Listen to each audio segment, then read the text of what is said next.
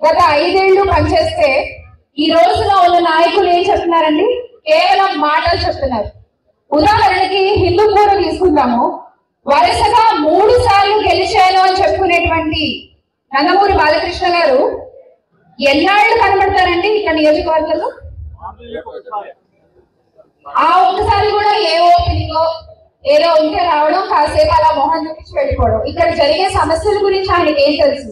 ఇక్కడ జరుగుతున్న సంగతులు ఆయనకి ఏం తెలుసు? దాని మీద ఆయన ఎలాంటి బాధ్యత వహిస్తారు? అసలు ఒక ప్రభుత్వ డిగ్రీ కళాశాల హిందూపూర్, ఇది బోర్డు మాత్రమే కనబడుతున్న పరిస్థితి కొన్ని సంవత్సరాలుగా, అవునా కాదా? కాలేజ్ స్టార్ట్ అయిందా అండి? దయచేసి చెప్పాలి ఇప్పుడు ఉన్న వాళ్ళు ఎవరన్నా. మొదలైందా ప్రభుత్వ డిగ్రీ కళాశాల ఏమన్నా మొదలైందా? కేవలం ఈ యొక్క బోర్డు మాత్రం కనబడుతోందంటే. మరి 3 సార్లు వరుసగా ఎమ్మెల్యేగా గెలిచారు. 3 ఏళ్ళు 15 సంవత్సరాలు ఒక కాలేజీని మొదలెట్టలేకపోయిన ఒక ఎమ్మెల్యేగా ఆయన ఉండే అంట, లేకపోతే గత ఎన్నికల్లో చాలా గొప్పగా చెప్పుకుంటున్నారు, ఇన్ని స్థానాలు వచ్చాయి అన్ని స్థానాలు వచ్చాయని. నిజంగా వాళ్ళు గెలిచిన గెలుపు ఎలాంటి గెలుపో హిందూపూర్ నియోజకవర్గమే ప్రజలందరికీ తెలియజేసిందండి. ఒక్క బూతులో ఒక ఓటు. కానీ నేను ఎరిగామంటే ఎప్పుడైనా ఇది దీన్ని బట్టి అర్థమవుతుంది వాళ్ళు గెలిచిన గెలుపు ఎలాంటి గెలుపు. మీ నియోజకవర్గమే ప్రూవ్ చేసింది వాళ్ళు గెలిచిన గెలుపు ఇది అని రాష్ట్ర ప్రజలందరికీ కూడా.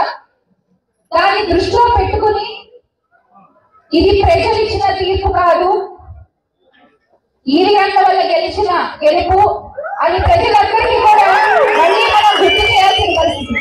అలాగే ఇంకొక ప్రముఖ నాయకుడు ఉన్నారు, ఈయన ఎక్కడైనా కనబడితే కొంచెం చెప్పరా లేదు నాకు.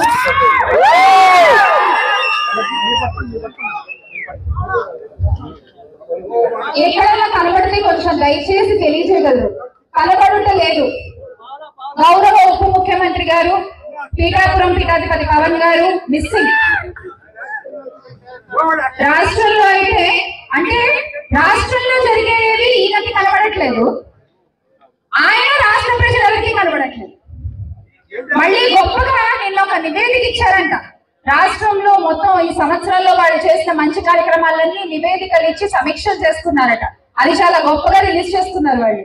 వాళ్ళు నిజంగా నివేదికలు ఇవ్వాలంటే ఎలక్షన్ల రిజల్ట్ వచ్చిన తర్వాత హిందూపూర్ లో జరిగిన మొట్టమొదటి ఆడపిల్లపై జరిగిన అఘాయిత్యం దగ్గర నుంచి మొన్నటికి మొన్న చెట్టు కట్టేసి కొట్టిన మహిళపై జరిగిన దారుణం వరకు ఎన్ని ఆడపిల్లల జీవితాలపై వాళ్ళు నివేదికలు ఇవ్వాలండి? ఎన్ని కుటుంబాలపై వాళ్ళు నివేదికలు ఇవ్వాలి? ఎంతమంది నిరుద్యోగుల కన్నీళ్లపై వాళ్ళు నివేదికలు